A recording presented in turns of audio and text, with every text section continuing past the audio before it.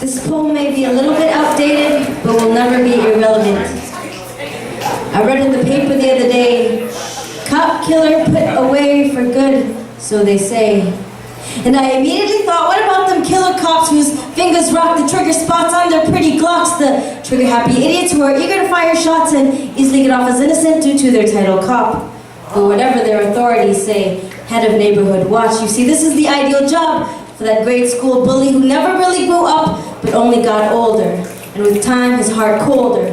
But even with good reason behind why he has come to be this kind of guy, there still exists no legit explanation that will ever justify the shots that were fired to take away the life of this young innocent child, just 1 year short of becoming a man. You just thought you had the right to come and take away that chance, but still, he was more of a man than you will ever be.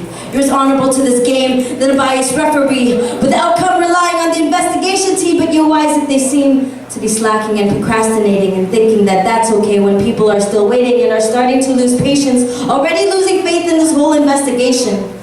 Because as the process progresses, the less I can understand. How is it that after confessing, the killer is still a free man? How is he still considered innocent until proven guilty when he admitted to the killing and there were witnesses? Do you feel me?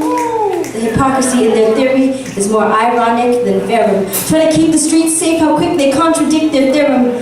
The neighborhood safety is what they were trying to invest in, then without a doubt Zimmerman would be arrested. And who's he trying to be kidding? Claiming it was self-protection. Well, I guess he got the system because they leaned in his direction. And need it be, I mentioned that he even neglected the operator's advice. Matter of fact, he went against it. And I don't know all the facts, so I'm not going to pretend it, but I won't pretend to act like I don't see guilt in the defendant, though I can't even call him that, because he still isn't even in trial. It's really taken a while. With all this evidence apparent, how are they still in denial? How are they only digging up dirt to toss into the wrong pile? Because see, even after his death, they still would not let this child be at rest. Accusing him of being under influence, so they run his body through drug tests while the killer stays untouched. How does that make any sense? And that isn't even all. I further question their intention when they try to make it relevant to mention the fact that he was suspended, as though it justifies the action of this felon.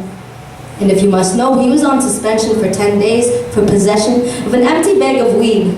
I've gotten off for way worse with less of a penalty, but regardless, it was harmless, like a boy who was armless. I don't mean without limbs, I'm speaking about him in specific, Mr. Trayvon Martin. And this poem doesn't reflect half the respect you should have gotten, but I promise to put your story into the light, because ignoring your rights is not justifiable. You know, the forces be reliable when they're pretty much going with this.